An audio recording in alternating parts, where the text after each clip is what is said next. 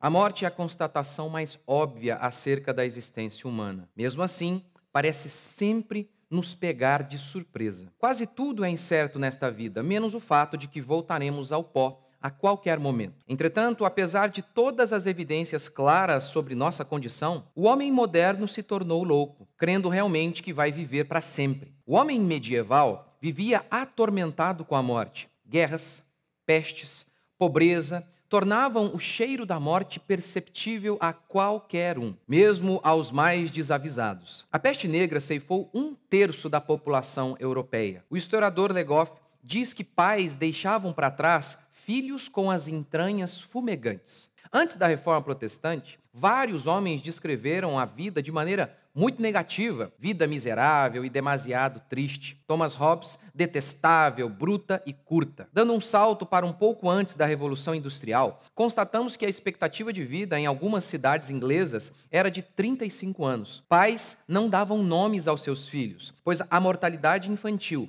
era tão alta que os pais não queriam se apegar às crianças. Por isso, davam nomes apenas caso elas vingassem. Mas os tempos são outros. A Revolução Industrial, o avanço da medicina e a prosperidade, num nível que fez Theodore Dalrymple dizer que um britânico médio vive melhor que um rei absolutista francês de épocas passadas. Tudo isso ajudou o homem moderno a perder a noção da morte. E quando isso acontece, a barbárie e a falta de propósito de Deus se instalam. O livro Admirável Mundo Novo, que está disponível na minha livraria, retrata com perfeição o que estamos vivendo nestes dias. Esta distopia desenha uma sociedade que para muitos seria perfeita. Pessoas criadas perfeitas em laboratórios e em número ideal, para que assim pudessem ocupar as vagas necessárias no mercado de trabalho. Desse modo, não havia desemprego. As crianças eram induzidas a praticar jogos eróticos. Quem se recusasse era levado ao psicólogo. O diretor do laboratório, ao explicar a sociedade para os jovens de seus dias, explicava que no passado as crianças eram criadas pelos pais e não em centros de condicionamento, como na época. Agora, não há mais famílias, não há mais pai nem mãe,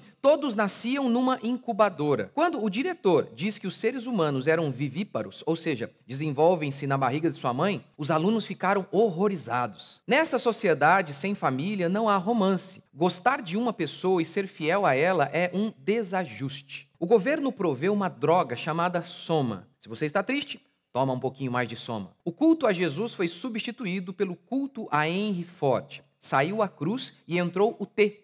Famoso carro criado por Henry Ford, inaugurando a produção em larga escala, que revela que aquela sociedade era apenas isto, uma fábrica de gente idêntica, sem personalidade, individualidade. Num culto a Henry Ford, as pessoas ingerem morango com soma e dizem: bebo ao meu aniquilamento. Cantam até que entram em transe e sintam a presença de Ford. E tudo aquilo termina com uma orgia. Outra característica interessante dessa sociedade é que as pessoas fazem aniversário, mas elas não envelhecem. A medicina é tão avançada que todo mundo é saudável, forte. Eles morrem, mas por tudo isso nunca percebem a morte chegar. John Selvagem é um desajustado nesse mundo. Angustiado com toda essa sociedade perfeita, ele tenta se matar. Senta-se junto ao precipício, corta o pulso e o sangue escorre a intervalos ritmados, uma gota após a outra, como num relógio. Tic-tac. Assim, John Selvagem tinha descoberto o tempo,